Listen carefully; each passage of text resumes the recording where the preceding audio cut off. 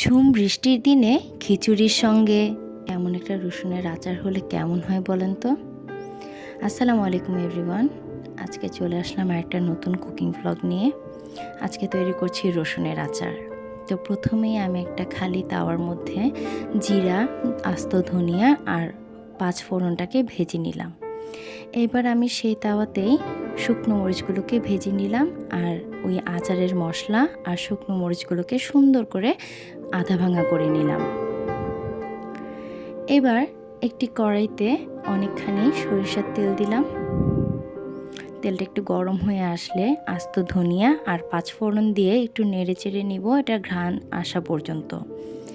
এবার 3-4টে শুকনো মরিচ দিলাম আর দিলাম রসুন বাটা, সুন্দর করে কষিয়ে নিব। এবার দিচ্ছি একটু সরিষা বাটা। সুন্দর করে কষিয়ে নেওয়ার পরে এর মধ্যে দিয়ে দিলাম আস্ত রসুনগুলো, আর এই রসুনগুলোর মাঝে মাঝে আমি কাঁটা চামচ দিয়ে একটু কেচে নিয়েছি যাতে মশলাগুলো খুব সুন্দর করে রসুনের ভিতরে ঢুকতে পারে। এবার এর মধ্যে দিয়ে দিচ্ছি লবণ, হলুদ, ধনিয়ার গুঁড়া, আর আমার কাছে ফ্রোজেন করা পাকা মরিচ বাটা ছিল, সেটা দিয়ে দিলাম। এবার এটাকে খুব ভালো করে কষিয়ে নিব। কষানোর এক পর্যায়ে খুব সুন্দর করে তেল উঠে গিয়েছে দেখতে পাচ্ছেন।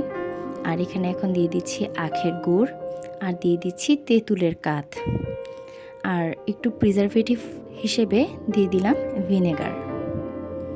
এবার খুব ভালো করে নেড়ে চেড়ে কষিয়ে রান্না করে নিব রসুনটা সেদ্ধ হওয়া পর্যন্ত।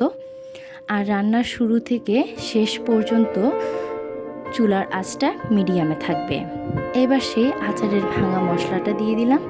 ঠিক 1 থেকে 1.5 মিনিট রান্না করার পরে নামিয়ে নিব। কালারটা যা সুন্দর এসেছে না। ধন্যবাদ সবাইকে আমার ভিডিওটি শেষ পর্যন্ত দেখার জন্য।